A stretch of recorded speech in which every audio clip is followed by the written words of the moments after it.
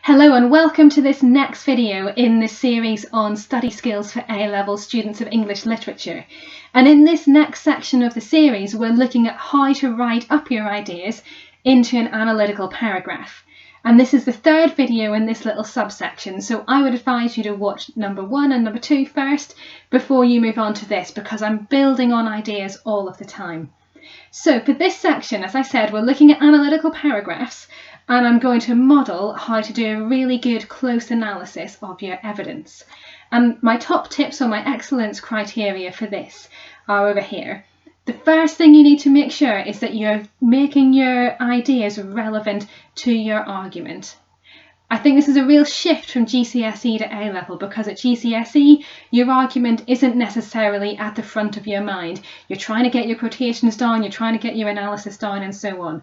But at A-level the argument has to drive everything else in your essay. And by argument I mean the overarching idea that you're trying to communicate about the text. So for example, if you were doing Othello, are you trying to persuade your reader that Shakespeare isn't actually a racist playwright, and actually what he's doing is he's exploring and he's revealing the racism of Venetian society, and he's using that to critique racism?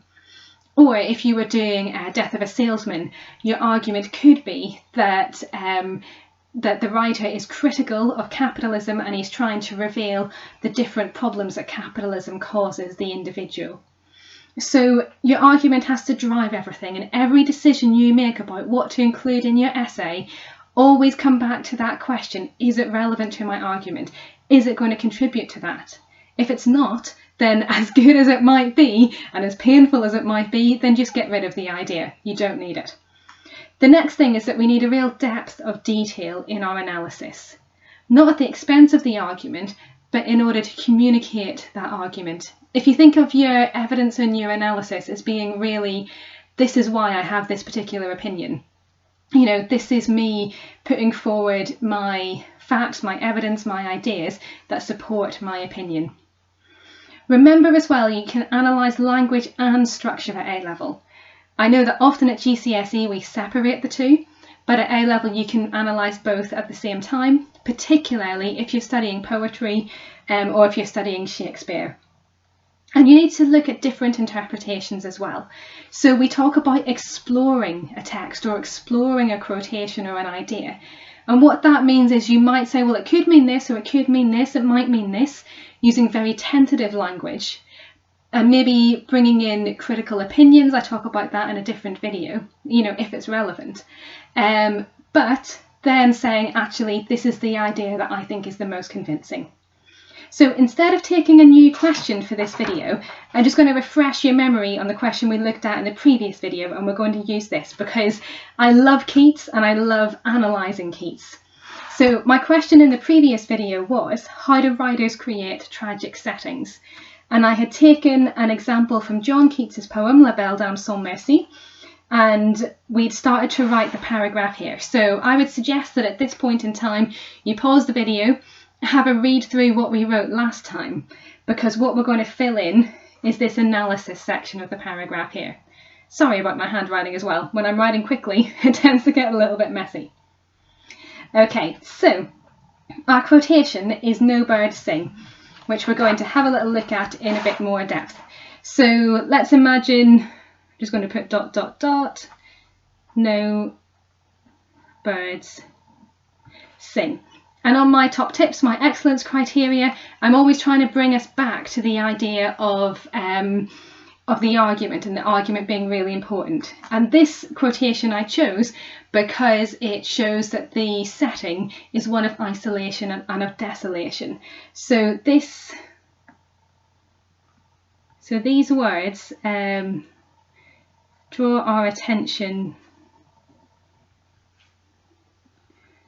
not to what is present in this setting, but what is notable by its absence. There is a feeling of mournfulness and emptiness,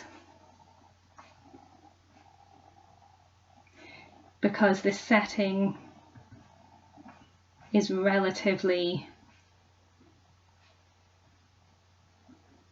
empty. So what I've done there is I've kind of explained, I suppose, the quotation a little bit, indicated why this quotation is relevant to the argument that I'm making in the essay. And all of the time I'm trying to use really specific, precise vocabulary. So as I keep on saying, it's not necessarily vocabulary that's ambitious, that really kind of makes you think, wow, that's incredible, but vocabulary that is precise and that communicates the exact idea that you want to get across. So for example, absence, mournfulness, emptiness are all words that will remind us that we're writing about the tragic genre here. And they're also words to do with the tone and the atmosphere that the writer's communicating.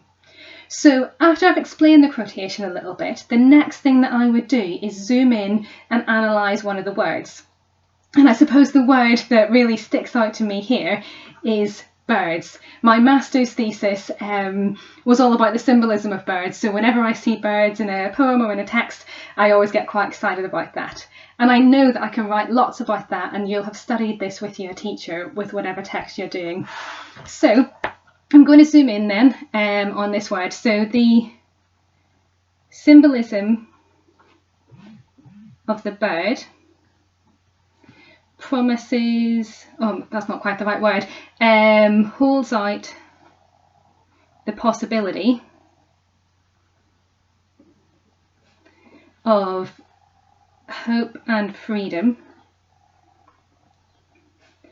because in poetry, and what I'm drawing on here is things that I would teach my class and ideas that your teacher would teach you. So draw on those ideas that you've maybe encountered in other texts, in your GCSEs, in your A-levels, and that your teacher has taught you directly. So it holds out the possibility of hope and freedom because in poetry, birds traditionally symbolize, I'm spelling that wrong, symbolize transcendence. And what I mean there is transcendence means rising above everyday life and the trials and the troubles of everyday life. So if you look at that word, if you split it into sections, trans means to move across something. And you might think as well that there's an echo here of the word ascend, like you ascend the stairs, for example. So we're moving across, but also up. So if you put those ideas together, transcendence means you're moving up, you're rising above all of the troubles of everyday life. So what we've got here is I'm drawing on the traditional symbolism of birds that I know that I've learnt from my GCSEs, and then I'm linking that into my argument and my opinion that this is a poem that's about isolation. So what we've got, the symbolism of the bird holds out the possibility of hope and freedom because in poetry, birds traditionally symbolise transcendence. So because this transcendence is denied, I'm just going to explain that in brackets, because this transcendence is denied, so the birds aren't actually present, or aren't actually singing to be precise. It makes the situation even more hopeless. And as well, one of the things that I would teach my class if I was talking to them about this poem is we've got this kind of very common GCSE concept that birds represent transcendence, freedom, all of that kind of thing, and hopefulness. But if I was teaching an A-level class, what I would say to them is that the bird is also a symbol of the poet themselves. You know, the bird song traditionally represents the poem, and the bird symbolises the poet. So what Keats is actually doing here when he says that no birds sing is also that there's a real lack of artistry, of poetry, of man-made beauty in the world. So this is me, if we look at my excellence criteria, this is me exploring different interpretations. And again, peeling away those layers of the language and looking at different ideas. So I'm just going to put here, additionally, remember your connectives are so important in signalling and signposting the direction that you're going. So additionally, for Keats, the bird symbolises the poet, and so the lack of birdsong reflects a loss of man-made beauty. And I think I'm just a little bit worried there that I'm kind of veering away from my argument a little bit, because my argument was about the isolation in this setting. So I'm just going to bring it back round. So the lack of birdsong reflects a loss of man-made beauty, and therefore the night's isolation from society. Okay, so I think I've kind of milked that word as much as I want to. And what I want to do now is make sure that I'm looking up, you can see this here on my excellence criteria. I want to look at the structure of the line as well as the language in the line. And if you look at where I've taken this line from, in this extract from Keats, you'll notice that this line is significantly shorter than the other lines in this poem. So if we were to count the number of syllables, we'd get 1, 2, 3, 4, 5, 6, 7, 8 syllables. For the first line, 1, 2, 3, 4, 5, 6, 7, maybe 8, depending on your accent. For the second line, 1, 2, 3, 4, 5, 6, 7, 8 again for the third line, and then 1, 2, 3. We've only got 4 for this line. So we've moved from iambic tetrameter to iambic dimeter. We've only got 2 feet, 4 syllables in this line, and that's quite a noticeable shift in terms of the rhythm of the poem. So that's something that I'd want to comment on as well. So if we just put it on here, so looking at the poem's rhythm, the shift from iambic tetrameter, my 8 syllable lines, to iambic dimeter, my 4 syllable line, adds to the sense of absence and incompletion.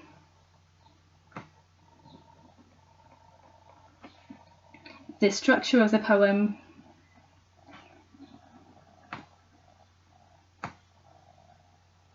mirrors the knight's frustration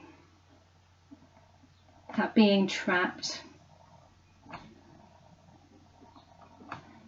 in this setting.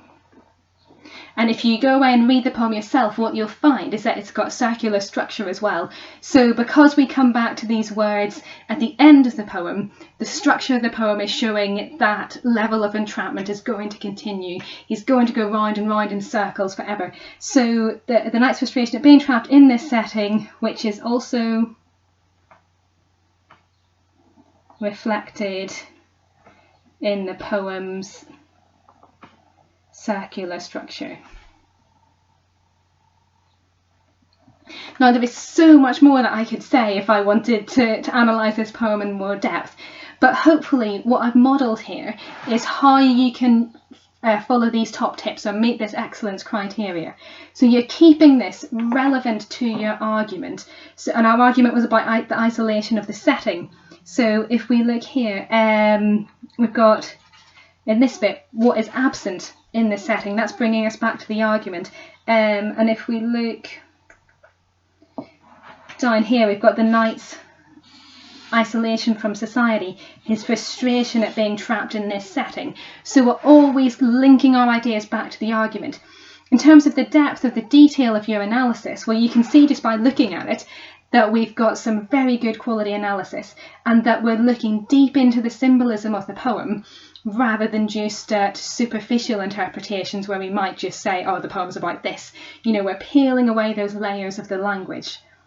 If we look here, we've looked at both the language and at the structure of the poem. It's not necessarily in every single paragraph, but it's really useful to talk about structure as well in a lot of your paragraphs, whether you're talking about a novel or a play or a poem. And in terms of different interpretations, well, we've talked about how the bird might represent transcendence, but also how the bird might represent the poet as well. And then we've linked all of that back into our argument. So I hope this is really helpful for you, and I hope you enjoy the rest of this series of videos.